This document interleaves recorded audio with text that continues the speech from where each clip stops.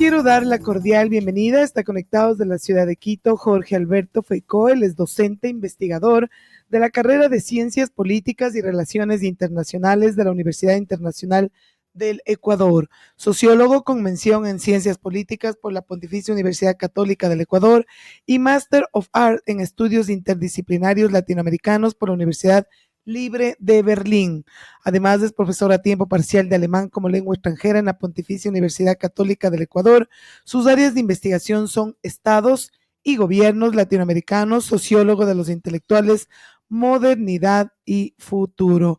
Bienvenido, un saludo muy grande desde acá, desde la ciudad de Ibarra. Alberto, muchísimas gracias por aceptar nuestra invitación para conversar un tema de actualidad, como va a ser el análisis del debate presidencial 2025. Bienvenido y un saludo desde acá, desde FM Ritmo, desde Ibarra. Hola Paulina, muy buenos días, un gusto saludarte y saludar a todos los radioescuchas. Efectivamente un tema de suma importancia lo que sucedió el día de ayer y gustoso de poder acompañarles y compartir las ideas y el análisis. Vamos a ir compartiendo cada uno, analizando cada uno de los candidatos y sus temas. Y para iniciar, más bien, Alberto, ¿qué opinión tienes sobre el debate, una opinión general sobre el debate presidencial del día de ayer de los candidatos a presidentes de la República, que además cansado, 16 candidatos, 2 grupos, se alargó el tiempo y creo que todo el mundo quería ya dormir, más bien que se acabe ese debate? Efectivamente, creo que hay una visión general. Yo creo que como parte del proceso de observación electoral, el beneficio más grande en realidad es tener un conocimiento de cuáles son los actores que están acá. Como tú has mencionado, 16 actores, el debate vicepresidencial ya había sucedido bastante de una manera nueva, ¿no es cierto? Algo que nosotros no estábamos acostumbrados.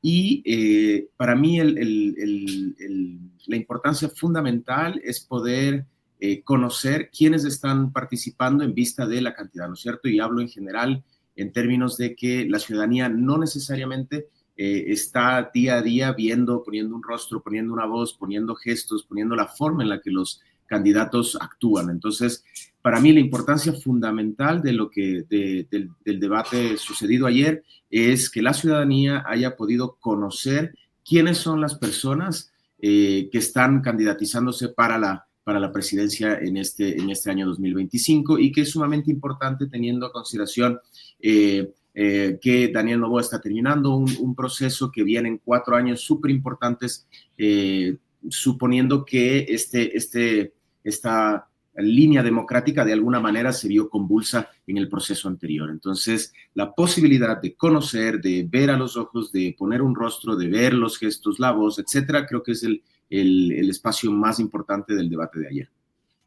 Como tú dices, creo que fue un momento para que cada uno de los ciudadanos quienes vieron, además, porque creo que la apatía que tiene la gente, yo preguntaba siempre, amigos, ¿tú estás viendo? No, ¿para qué? No, ¿para qué? Y creo que también ahí viene nuestra responsabilidad para saber quiénes están de candidatos y como tú dices, creo que lo más importante es haber visto un rostro visible y saber por quién más bien no votar, creería yo, ¿no? De estos temas. Dentro de la parte política, ¿cuáles crees tú que fueron los puntos más destacados en general de este debate? Luego iremos analizando uno por uno de los candidatos. A mí me parece que si bien la política tiene un sentido ideológico, ¿no es cierto? Es decir, la posibilidad de poder evidenciar, contar, relatar cuáles son los planes de gobierno en un criterio técnico, eso es lo que aspira el debate. Me parece que la forma fue bastante importante al momento de presentar estos espacios. Si nosotros hacemos un recuento sin contar las interpelaciones y las respuestas, tenemos que son 90 segundos. Si tienen tres intervenciones, hablamos de que más o menos son 300 minutos, 270 minutos, ¿no es cierto? Pongamos 300 con las intervenciones, lo cual estamos hablando de un espacio de 5 minutos bastante reducido. Presentar un plan de gobierno de manera técnica en 5 minutos es algo prácticamente imposible. Y aquí empezamos ya a ver en términos políticos, quizás a nivel estructural del Estado y las reglas del juego. La presencia de 16 candidatos es exagerada. ¿no es cierto? Yo creo que es exagerada y sí, de alguna manera muchas veces irresponsable con el país, pero más que nada lo que nos deja la lección es que es muy difícil presentar un plan técnico en menos de 5 minutos. Ahora bien, yo creo que los candidatos han pretendido zanjar y se mantienen justamente en el clivaje de el correísmo y el oficialismo actual, es decir, de Rafael Correa como un gran caudillo y Daniel Noboa, este caudillo contestatario, ¿no es cierto? El actual presidente sería la figura que está contestando a esta tradición. Yo creo que ninguno de las dos franjas se planteó por fuera de este clivaje, de estos dos espacios, y más bien lo que trataron era de definirse por fuera, ¿no es cierto? Sin embargo, en la discusión ¿ya? No se malentienda, yo creo que la aspiración era salirse de estas dos instancias, a criticar el status quo y la trascendencia de los últimos prácticamente 20 años, 18 años, 17 años, podríamos decir, desde el ingreso de la Revolución Ciudadana al poder en el Ecuador. Entonces, la intencionalidad de desmarcarse tiene que ver con la posibilidad de que el debate tenía que presentarnos cuál era esa tercera vía. Y los candidatos pretendían presentarse como esa tercera vía. La tercera vía que no es la Revolución Ciudadana ni el oficialismo representado por Noboa. ¿Cuál es la tercera vía? Los candidatos pretendieron ubicarse en este sitio. Y para mí gira en torno a todo el debate gira en torno a esta voluntad. ¿Ok? ¿Y tú crees que qué candidatos consideras tú que lograron captar la atención de los votantes, a pesar de que, como tú nos habías dicho, ¿no? Cada uno iba por su línea, es muy poco tiempo. Yo digo, los moderadores, esperaba yo un poquito más de Denis y se me fue ahorita el nombre, pero bueno, creo que esperaba un poco más. Ellos únicamente creo que estaban de presentadores, más no modeladores, y el tiempo no les dio, y tampoco creo que hubo por la división de los dos tiempos, lo bueno hubiera sido que se encuentren Luisa y Daniel, como tú dices, los primeros que estaban punteando, pero bueno, no se dio. Y veamos para ti, para tu punto de vista, qué candidatos consideras que lograron captar más la atención de los votantes. Yo creo que los que captaron más fueron los memes que hicieron a los candidatos, que más bien se iban equivocando. Sí, efectivamente es bien complicado poder, como te decía, en la estructura del debate con 16 candidatos, no sé, en la segunda franja me pareció que fue mucho más evidente que justo tuvieron que interpelarse Leonidas Dice y Víctor Arauz, que eran los últimos en presentar, además de Noboa. Y prácticamente en las primeras 4 o 5 personas que intervenían, no se les escuchó, lo cual más o menos hacía que nos olvidemos de que ellos estaban presentes, lo que vuelve a relatar la estructura con tantos candidatos es bastante perniciosa. Sin embargo, uno quiere ver que interactúen, de eso se trata. El problema no es ya la forma del debate en sí mismo, sino la posibilidad de que existan 16 candidatos a presidente en un país que todavía la representatividad política es un país pequeño, el Ecuador, ¿no es cierto? Entonces, no creo que estamos a estos espacios. Ahora, hablando de quién más o menos logra imponerse, yo creo que la expectativa de la ciudadanía era en ver, ok, vamos a ver cuál es esta tercera vía, vamos a ver quién más o menos logra establecer su punto, y hay que decirlo en un criterio muy coloquial, quién se para duro en el debate, ¿no es cierto? ¿Quién es el que va a estar ahí? A mí me parece interesante que podamos dividir el análisis técnico del debate con el análisis, si se quiere, un poco más político, práctico del debate, ¿ya? Porque cuando nosotros hacemos un fact-checking, o las personas que han estado, los grupos que han estado haciendo fact-checking, nosotros desde la universidad también tenemos un grupo de estudiantes que ha estado revisando todas estas denunciaciones de los candidatos, nos damos cuenta que son pocas las afirmaciones de los candidatos que son verdaderas. La mayoría son imprecisas o falsas. ¿Okay? Lo cual ya nos deja un espacio nuevamente de incertidumbre. Lo que nosotros queríamos saber es que exista una posibilidad diferente, consciente de la realidad y que tenga la capacidad de implementarlo. Entonces, cuando nosotros revisamos esto, ya nos deja un poco por fuera o nos vuelve a desdibujar el análisis. Ahora, en las dos franjas a mí me parece que hay candidatos que sí logran imponerse, pero más que nada hay candidatos de los cuales se esperaba mucho y hay candidatos que quizás estaban más bien en un plan de presentación, ¿no es cierto? De voy a presentar más o menos cuáles son mis cartas en este asunto. Me parece que en la primera franja,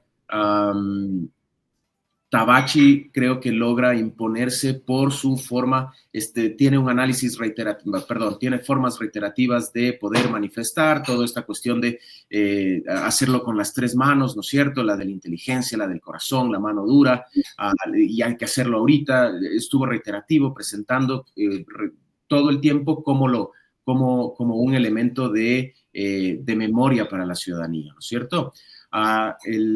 Por otro lado, creo que Jimmy Jairala también logra mantenerse en un sitial de mucha, si se quiere, de estabilidad, ¿no es cierto? De poder presentar, de poder decir, ok, esto es lo que vamos a hacer.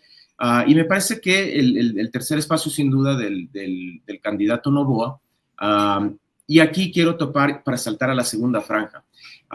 Asimismo, la candidata Luisa González, junto con Noboa, de ellos se esperaba mucho, pero más bien lo que ellos trataron es de mantener un perfil bajo, ¿ya? Tratar de no atacar, tratar de mantenerse súper cautos frente a las provocaciones que podía haber del resto de candidatos, y en ese sentido es como de ellos más bien no logramos ver mucho, ¿ya? Es como se mantuvo muy estable su participación, muy, si se quiere, bajo perfil, ¿ya? Esto tiene que ver también con la cuestión de las encuestas, ¿no es cierto? Más o menos son los dos candidatos que puntean. Mientras eso no cambie, estamos bien, más o menos sería el análisis, ¿ok? Y en la segunda franja me parece que es un poco más, me parece que hubo un poco más de contenido en las discusiones, ¿ya? No hubo, o más bien dicho, hubo un poco más de calma al momento de presentar, y me parece que Pedro Granje es el que logra mantener la línea de la calma y la presentación, ¿ok? Dentro de esos 5 minutos creo que es el que mejor operativiza este espacio y el que mejor logra presentar de alguna manera lo que decíamos al inicio, técnica, qué es lo que va a hacer, y creo que eso hace que sea en la segunda franja la persona que termine imponiéndose. Dentro de lo que tú nos acabas de decir en la parte técnica y en la parte política, para irle dividiendo un poquito, creo que los ejes que fueron tratados fueron bastante claros, digamos, entre ellos, pero creo que siempre nos quedó faltando, ¿no? Por ejemplo, en la parte de seguridad que preguntaba a todos, creo que era importante saber, y todo el mundo creo que estaba esperando al presidente Daniel Noboa que nos hable un poquito más, pero como tú dices, creo que fue muy cauto al opinar sobre este tema. Y en realidad, bueno, todo el mundo dice fue información y muy corto el tiempo, más que un debate en sí, porque hubiera sido bueno que se encuentren los dos candidatos que están puntuando en las encuestas.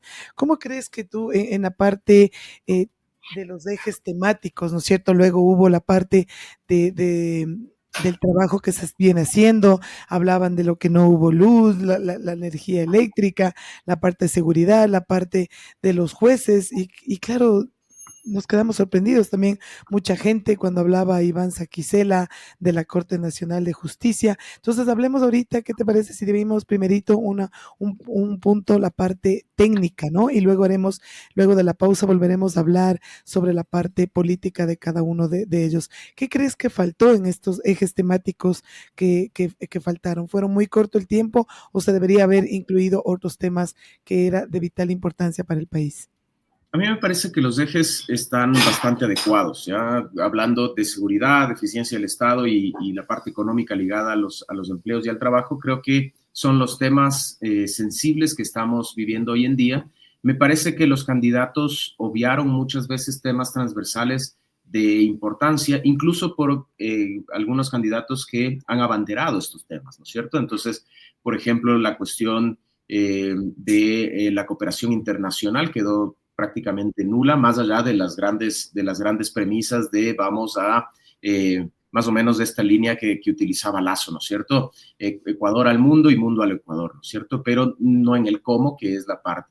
La cuestión de género también queda un poco de lado, olvidada. Me parece que la coyuntura actual tampoco fue analizada más allá de un par de dames y diretes, ¿no es cierto? El tema constitucional y los agravios del tema constitucional actualmente son importantes. El tema de la vicepresidenta, igualmente, más allá de dames y diretes, no fueron analizados. En torno a los aspectos, a mí me parece que técnicamente el hecho de, no sé si fue a propósito, pero había una introducción antes de cada pregunta. Y la introducción era similar, porque eran dos preguntas que una iba para la primera franja y otra para la segunda.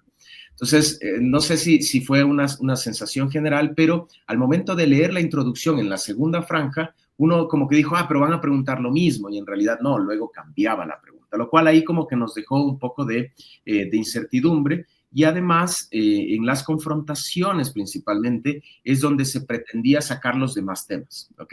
Ahí en las interpelaciones era donde se sacaron espacios quizás del tema grande, ¿no es cierto? Cuando se hablaba de eficiencia del Estado, y hablaban en términos técnicos de recursos, por ahí se sacó el IES también, ¿no es cierto? Que es un tema importante, lo cual daba también una sensación de que los candidatos habían más o menos preparado sus intervenciones y sus interpelaciones. En cuanto a los ejes, yo creo que estuvieron bien, no creo que son los temas sensibles hoy en día. Me parece más bien que es la forma en la que inhibe la capacidad de poder dialogar de esto.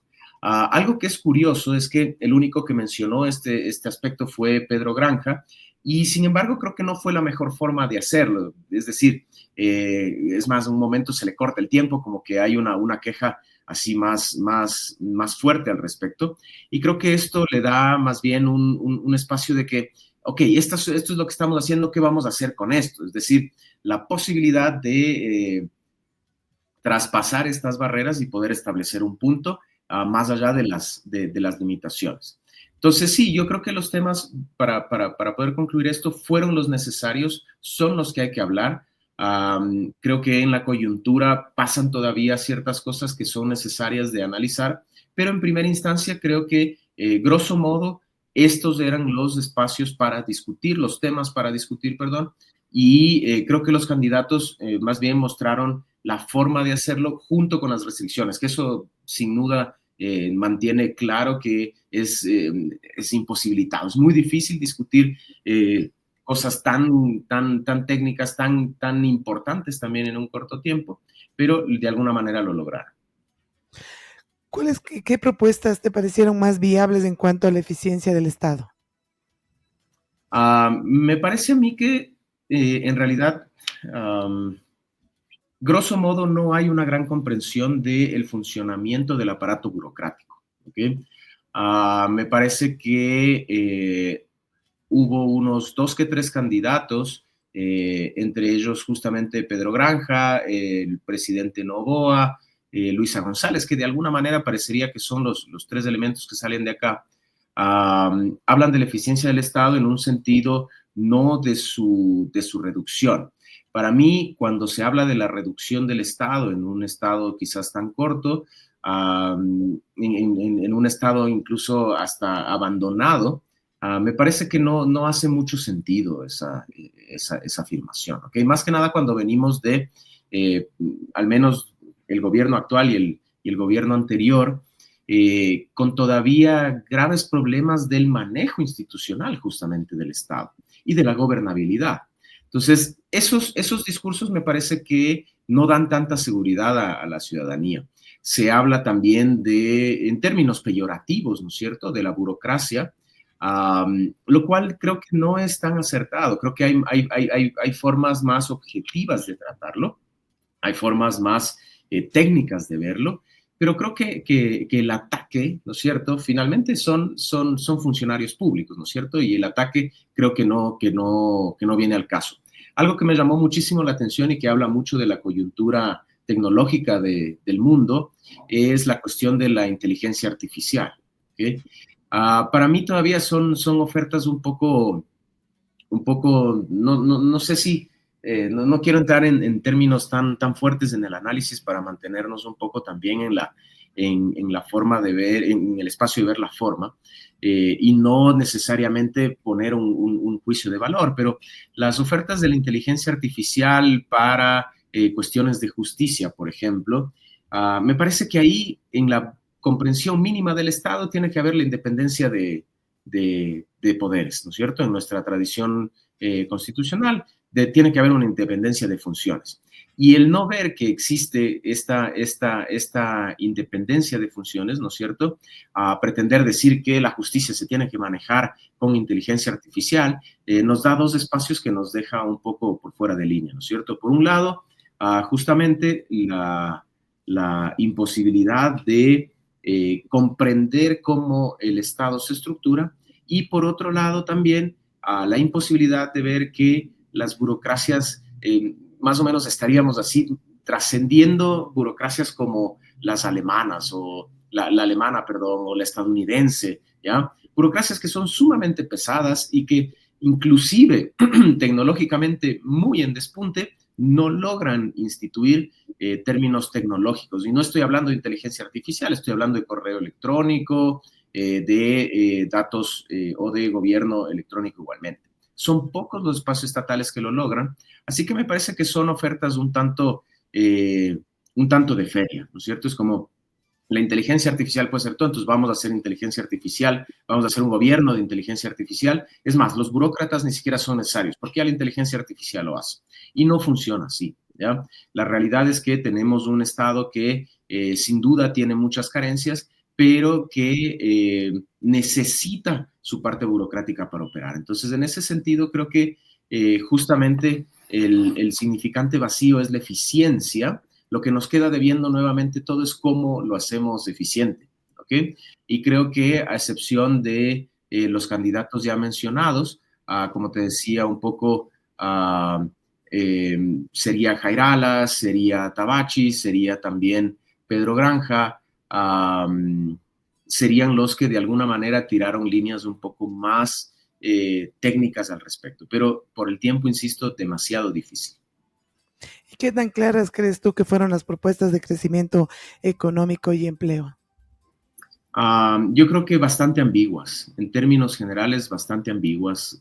Creo que es el espacio mucho más complicado de comprender, porque nosotros sabemos que el gobierno principalmente, que es de lo que están hablando estos candidatos, o de lo que quieren hacerse, ¿no es cierto?, del Poder Ejecutivo, el gobierno no es el encargado de promover el empleo, por ejemplo, ya no es un empleador per se. Entonces, en este caso yo creo que son bastante ambiguas en el sentido de que tomaron grandes frases como hay que generar empleo, hay que meter billete a los ecuatorianos, al bolsillo de los ecuatorianos, pero más allá de eso es bastante complejo. Algunos hablaban de cifras, ¿no? Decían, vamos a crear 1 millón de plazas de empleo en nuestros cuatro años de gobierno, etcétera, que tampoco se puede decir cómo, es decir, más allá de las grandes expectativas, que insisto, por ejemplo, la atracción de inversiones, aquí se criticaba, ¿no es cierto?, que tanto el correísmo como el novoísmo no habían tenido la capacidad de atraer estas inversiones que se necesitan. Y aquí quisiera mencionar algo interesante. Una de las frases que quedó resonando el espacio, el debate pasado, era esto de ya lo hicimos y lo volveremos a hacer, que había utilizado Luisa González, y me parece que Daniel Noboa en este debate se enmarcó justamente en esa noción. Es como nosotros, pero no ha visto lo que hacemos, ya lo estamos haciendo, ya lo hicimos y lo vamos a seguir haciendo. Entonces, más o menos es estos ataques, pero que no terminan de quedar claros. Es decir, la ciudadanía tampoco está plenamente contenta con la gestión de Daniel Noboa. Cuando nosotros vemos las encuestas y la aprobación de gestión, no tiene altos espacios, los que había alcanzado quizás en un inicio, en un periodo corto también de 18 meses, lo cual sí nos queda debiendo ese cómo, ¿no es cierto? Yo creo que en este momento el llamado a la ciudadanía es ver los planes de gobierno. Tecnológicamente podemos ver las intervenciones que tienen los candidatos, escuchar de mejor manera cuáles son sus propuestas por fuera de este espacio de debate, y quizás sí, una vez que casi seguro exista una segunda vuelta, poner a los candidatos a debatir en un criterio más técnico, que es lo que va a suceder, y sí escuchar. Pero en términos de técnicos de generación o de salida de trabajo, creo que son las grandes demandas que todos esperamos, pero no terminan de responder el cómo. Temas, como tú dices, importantísimo. Por favor, me das un momentito, vamos a dar pausa de 1 minuto para publicidad y volvemos y continuamos con la entrevista. Perfecto. Damos pausa. Estás actualizado. Sigue en compañía de tu radio. FM Ritmo 103.5. Inicio de espacio publicitario. Somos la primera cooperativa a nivel nacional que integra de una a nuestro aplicativo móvil Tulcan App para que realices pagos de forma segura e inmediata desde tu celular. Olvídate del efectivo. Con Tulcan App podrás pagar desde tu celular en todos los establecimientos mediante lectura del código QR de una sin costos adicionales. Cooperativa de Ahorro y Crédito Tulcan. Sembrando un futuro juntos para todos. Farmacias Económicas late a tu ritmo. Todos los lunes, ahorra en medicinas y productos del corazón. Porque un corazón saludable y contento es un corazón de Farmacias Económicas. Los mejores precios siempre. Descuento desde el PVP. Aplican condiciones y restricciones. Fin de espacio publicitario. Estamos de regreso con más noticias. En FM Ritmo, información veraz, seria y objetiva. El lupus puede ser complicado, pero tu atención médica no tiene por qué serlo. En Nared te brindamos un tratamiento especializado para que puedas seguir con tu vida. Elige Nared, tu centro de atención ambulatorio. Contáctanos al 099-2420-513 o visita la www.naredambulatorios.com y síguenos en Facebook e Instagram como Nared Reumatología y en TikTok como Nared Ambulatorios. ¿Estás buscando una carrera que te abra las puertas al futuro? La PUCE Ibarra tiene lo que tú necesitas: carreras técnicas, tecnológicas, desarrollo de software, enfermería, negociación y ventas. Conviértete en un profesional exitoso en solo 2 años de estudio. Conoce los detalles en la www.pucesi.edu.es. Comunícate al 098 98 65 838 en la PUCE Ibarra. Tu futuro está a un paso de distancia. Continuamos con la entrevista. Estamos con el magíster Alberto Feijó, docente de la UID y sociólogo con mención en ciencias políticas, con quien estamos conversando sobre un análisis del debate presidencial del día de ayer. En otro tema también importante, creo que deberíamos topar, Alberto, es ¿qué importancia tiene el lenguaje no verbal en este tipo de eventos? ¿Tuviste la gente también se fijaba en todos estos temas?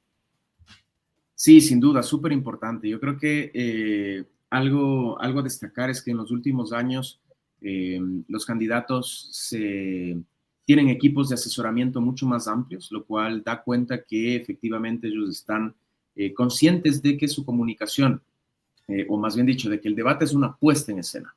Y la puesta en escena que ellos tienen incluye todos estos factores, ¿no es cierto? Lo que dicen, lo que no dicen, cómo se presentan, qué factores están incluyendo en sus intervenciones, ¿no es cierto? Entonces, algo que me pareció súper interesante, yo estaba, la primera parte de la primera franja la pude escuchar en radio, no los estaba viendo. Al momento que ya pude sumarme a verlos, una experiencia muy distinta, pero creo que en realidad la posibilidad de ver le aumenta a esta performance, es decir, le da cosas, ¿no es cierto?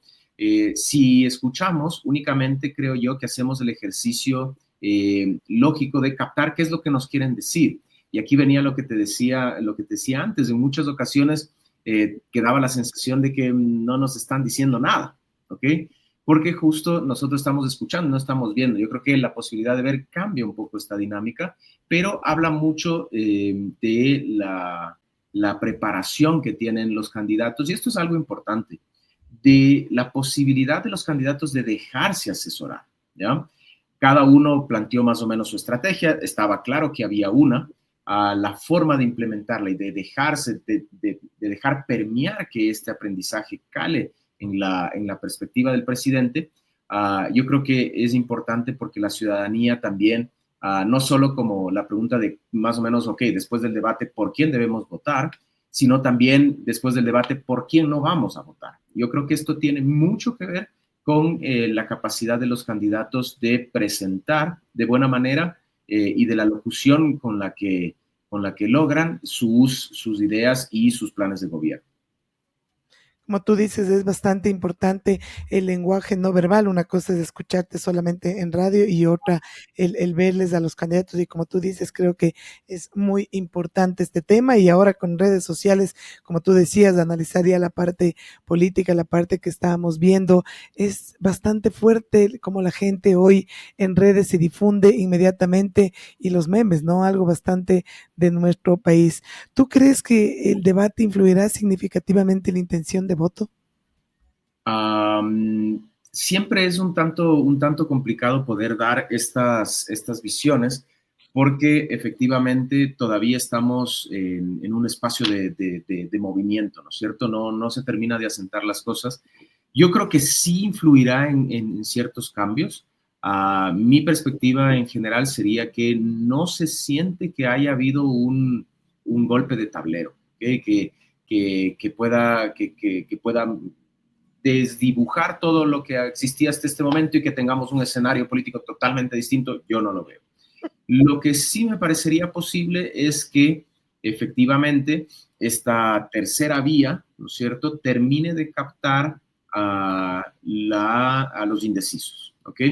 Que esta tercera vía termine de captar a los indecisos y logre ir subiendo, eso me parece una posibilidad, porque los análisis más o menos demuestran que los indecisos se ubican justamente en el clivaje de no votar ni por el correísmo ni por el novoísmo, ¿ok? Entonces, si estos indecisos logran ubicar una tercera vía en este punto, pues se irían. En las últimas encuestas bordean más o menos los 23 puntos, más o menos, dependiendo la encuesta, ¿no es cierto? Pero estás hablando de que al menos un 20% de indecisos podrían tener la capacidad de tener una tercera vía. Me parecería que sería plausible. Sí creo que podría darse, pero en las dos fuerzas fundamentales no creo que exista mayor cambio, la verdad.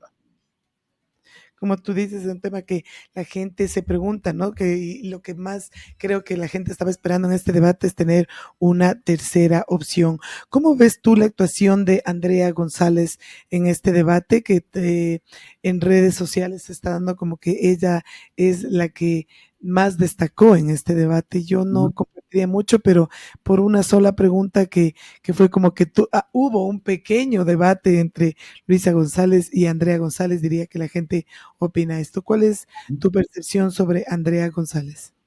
Para mí, la verdad, tratando de analizar en términos mucho más técnicos y académicos, creo que Andrea González, como yo te decía, era una de las esperadas, de las interpeladas por la ciudadanía en el debate. Es decir, querían ver que Andrea González presente muy bien sus ideas, quería ver que presente qué es lo que va a hacer, cómo lo va a hacer, incluso el tema de que sea una mujer contesta el plano a Luisa. Sin embargo, a nivel técnico me parece que sus intervenciones eran carentes muchas veces de propuestas, ¿ya? Creo que se enfocó mucho en el ataque, ¿ya? Creo que fue una de las candidatas que más fue a pelear, y eso en la ciudadanía sí cala mucho, es lo que te decía, es como una cosa es a nivel técnico lo que los candidatos dicen y otra cosa es cómo este debate o las intervenciones terminan enmarcándose en la ciudadanía, y en realidad la ciudadanía le gusta eso. Nosotros, nuestra idiosincrasia de violencia llama, más aún en un término de violencia, ¿no es cierto? Sin embargo, creo yo que a nivel de propuestas no presentó mayor cosa, se dedicó a pelear, se enmarcó también bajo el manto de alguna manera de Fernando Villavicencio, y me pareció que corrió con suerte porque pudo haber sido muy interpelada en términos de su pasado y también el cambio de partido. Me parece que era una de las interpeladas, me parece también que no termina de asentar, ok, programáticamente cómo lo iba a hacer, pero sin duda creo que es una de las que todavía está rondando en la retina de la ciudadanía. Como tú también, otro tema importante, como tú decías, se olvidó la gente el cambio de partido de Andrea González y no se toparon. Es que no había, realmente es tan difícil, ¿no? Esperemos que para la segunda vuelta ya entre los dos candidatos que quedan finalistas se pueda en realidad hacer un debate y sobre todo que acepten este debate.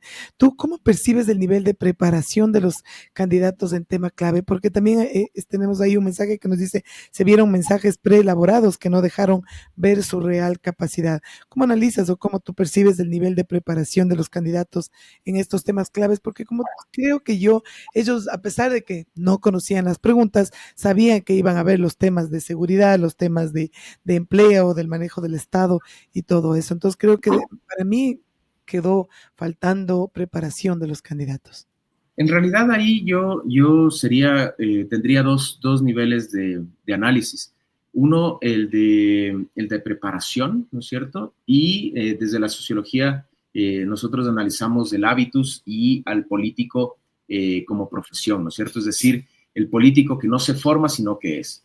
Y en cuanto al aprendizaje, yo creo que los candidatos se prepararon, es decir, era como un examen el cual prepararon, como bien dicen, frases de memoria, discursos de memoria, cosas que no necesariamente hacían alusión a lo que estaba sucediendo en el debate, y eso habla de que los candidatos estaban hablando justamente desde su espacio de preparación, ¿ok? Y no desde su ser, y ahí creo que nos quedan debiendo muchísimo, ¿ya?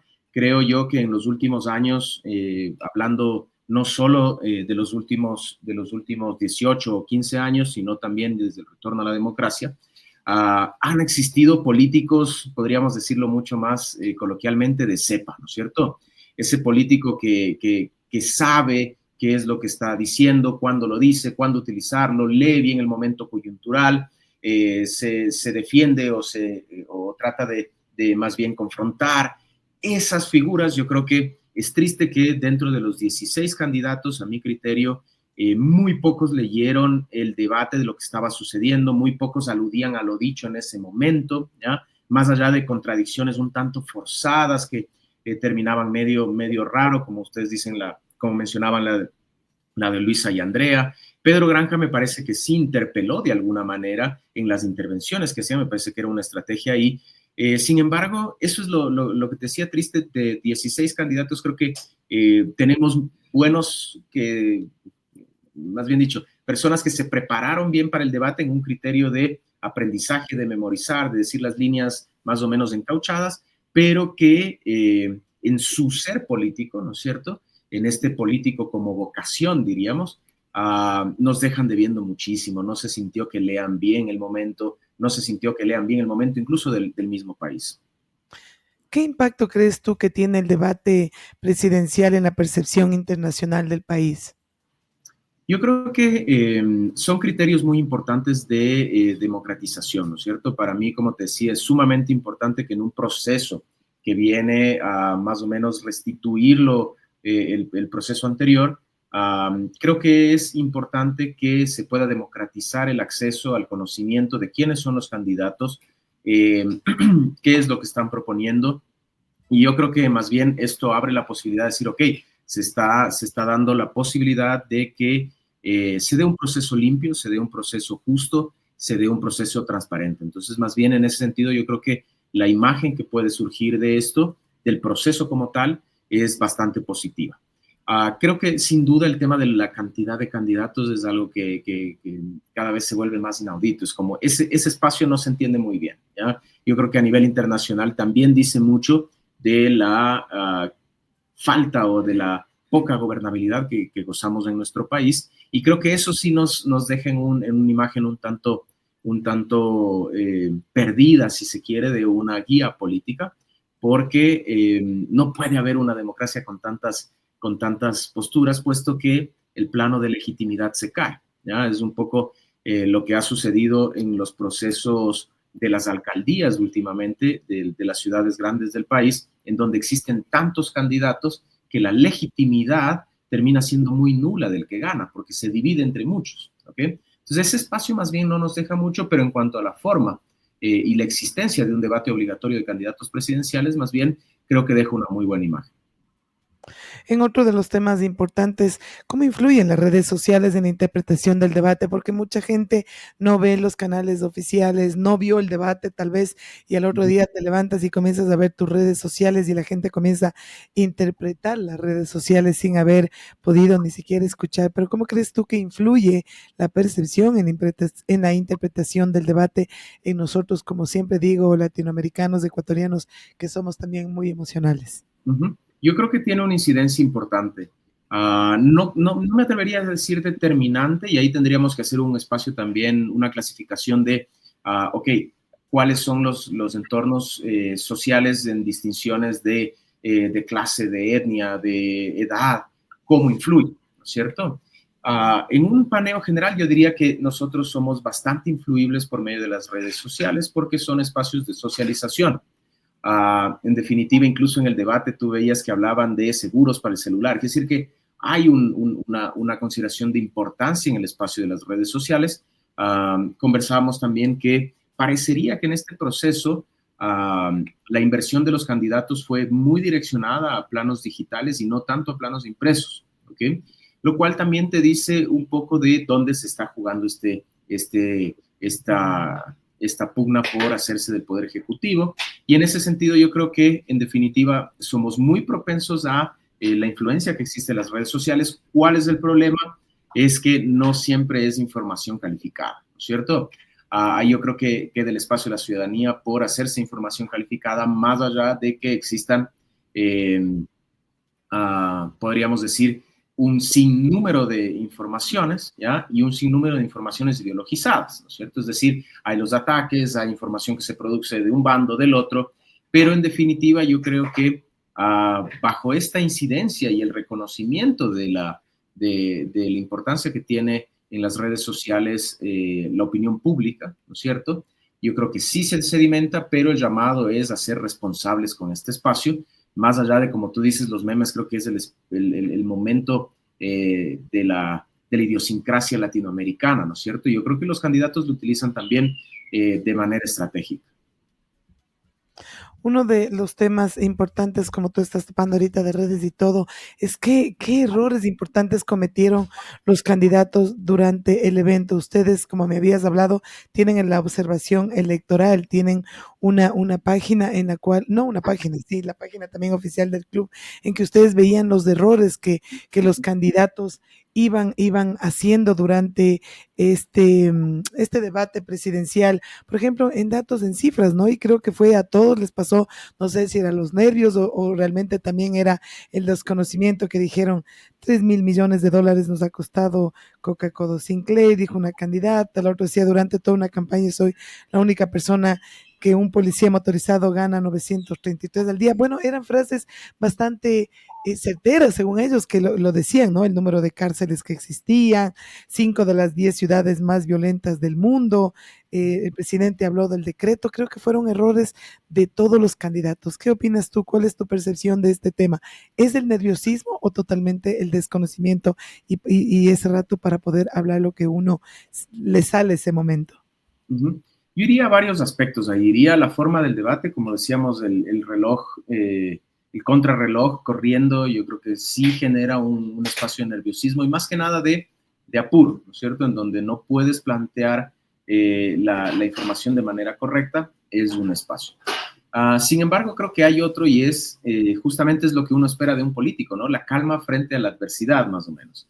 Entonces, en un escenario adverso se espera que un político tenga la capacidad de frenar un poco el sistema de alguna manera y tomar decisiones adecuadas. Entonces, como esto se empata un poco con la idea que te decía, yo creo que no existe en realidad tanta vocación en estos políticos, sino más bien una profesionalización o incluso una necesidad de acceso o una querencia de acceso a un espacio que no necesariamente, para el cual no necesariamente se han preparado. ¿Sí? Más allá de los asesores que puedas tener, más allá de las estrategias que tengan, muchas veces incluso te puedes dar cuenta que muchos candidatos tratan de desmarcarse de esta imagen del político, pero en definitiva siempre termina evidenciando muchas veces la falta de vocación como políticos. Yo creo que esa es la línea fundamental. De 16 candidatos, creo que son muy poquitos los que tienen esta vocación. Y ojo, incluso podríamos decir que tienen la vocación de un político profesional ecuatoriano que muchas veces tú puedes claramente ver cuáles fueron asambleístas ahí, ¿ya? Y la forma de interpelar, la forma de atacar, la forma de presentar los datos, creo que habla también de cómo existe la política, pero sus carencias nos evidencian qué es lo que le hace falta a la política en nuestro país. Entonces, el análisis del discurso que podemos sacar de estos debates presidenciales, más allá de las carencias o de las equivocaciones en datos, es sumamente interesante para analizar cuál es el sistema político en el cual nosotros vivimos. Temas bastante importantes. ¿Tú nos podrías comentar cuál fue la finalidad del fact-checking del debate presidencial que estaba haciendo la Escuela de Relaciones Internacionales y Misión de Observación Electoral de la UID? Yo creo que lo fundamental es poder analizar en términos de veracidad qué es lo que los candidatos están diciendo, tratando justamente de, en un momento crítico, brindar las herramientas a los ciudadanos para generar confianza con los candidatos. ¿Ya? Yo creo que en primera instancia que existan 16 candidatos a presidente ya llama la atención, con lo cual queremos elegir lo mejor, ¿no es cierto? Y una posibilidad de hacerlo es poder contrastar lo que están diciendo en términos verídicos o no, ¿no es cierto? Es decir, nos están mintiendo, nos están diciendo la verdad, es un error, ¿qué es lo que está pasando? Pero por otro lado también me parece que justamente nos habla de cuál es la capacidad que tienen estos candidatos de en un periodo muy corto plantear ideas concisas y que sean verídicas, porque yo creo que la realidad nacional es bastante parecida a esto que los candidatos han vivido en este debate. Entonces, la posibilidad de contrastar esta información nos brinda o brinda a la ciudadanía una vía de conciencia, si se quiere, de elementos de juicio para poder valorar en un criterio más objetivo, ¿no es cierto? No tan subjetivo, pero en un criterio más objetivo, los criterios técnicos de presentación de las propuestas de los candidatos. Entonces, para mí es sumamente importante y yo creo que el deber que nos queda como ciudadanía es aprovechar estos insumos que nos permitan tener criterios, como digo, más objetivos y no tan, como tú mencionabas hace poco, no tan pasionales al momento de la elección.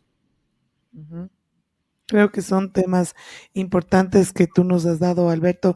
Como recomendación, ¿qué dirías tú ahora? La gente está ya a pocos días, estamos a menos de tres semanas menos de las elecciones. Luego de este debate que la gente creo que esperaba un poco más para las elecciones del día domingo 9 de febrero, ¿qué recomendaciones les dirías tú? ¿Es que lean los planes de gobierno? ¿Qué es lo que se debería hacer para quitarnos un poquito esa parte emocional, esa parte del odio, esa parte de seguir, de continuar en lo mismo?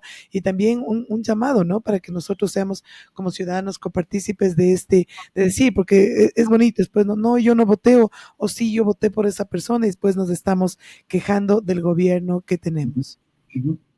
Para mí la recomendación fundamental sería, a partir de este debate, analizarlo primero, sacar las conclusiones de este debate y a partir de este debate sí informarse, ¿no es cierto? Ver cuáles son los planes de gobierno, ver cuál ha sido la trayectoria que estos candidatos han tenido en la política en virtud de ver, ok, hay espacios de profesionalización acá, hay espacios que podemos seguir, han respondido a las demandas, lo han hecho bien, cuál es su hoja de vida y su experiencia, podemos decir en este caso. Y la segunda parte yo creo que es sumamente importante también analizar a los candidatos en un criterio crítico, y no me refiero al criterio de criticar, sino más bien en un criterio crítico de escuchar lo que ellos no quieren que escuchemos. Es decir, lo fundamental de esto es ver cuál es su accionar, pero no porque nosotros les escuchamos y queremos ser sus interlocutores, sino en términos generales cómo han funcionado tanto en su vida profesional como política, que creo que sí se podría distinguir un poco, ¿ya? Dentro de 16 candidatos es una decisión sumamente complicada, pero yo creo que es necesario también ideologizar el debate en términos de cuáles son los valores que se están imponiendo acá.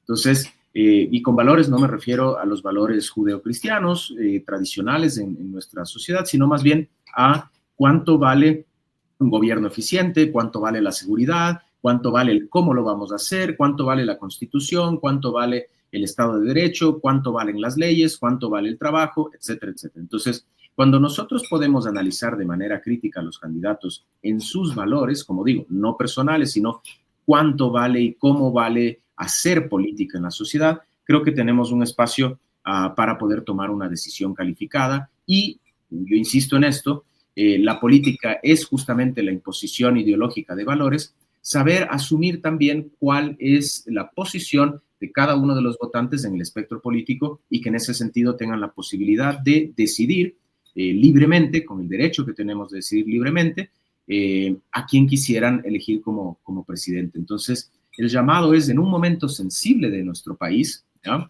en un momento sumamente crítico de seguridad y de gobernanza, tener la posibilidad de hacer una buena decisión sobre la base de la preparación y del debate que nosotros como ciudadanía podamos generar al respecto.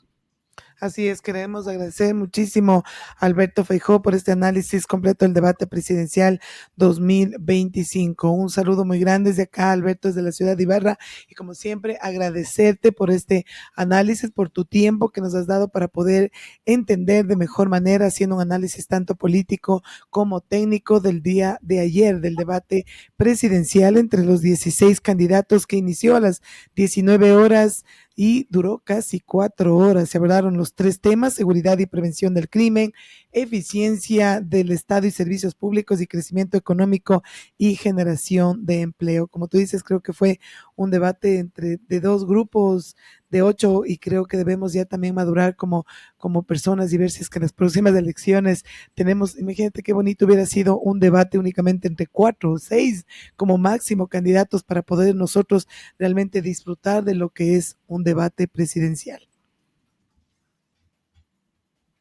Muchas gracias igual, Paulina, por la invitación. Sin duda creo que estos espacios fomentan la preparación, la conciencia con la que nosotros vamos a votar, así que no nos queda sino esperar y trabajar duro por esa madurez política que debemos alcanzar como sociedad, y creo que también son importantes estos espacios, así que agradezco mucho la invitación y igualmente el espacio para poder discutir estos temas importantes de nuestro país. Así es. Muchísimas gracias, Alberto Feijóo.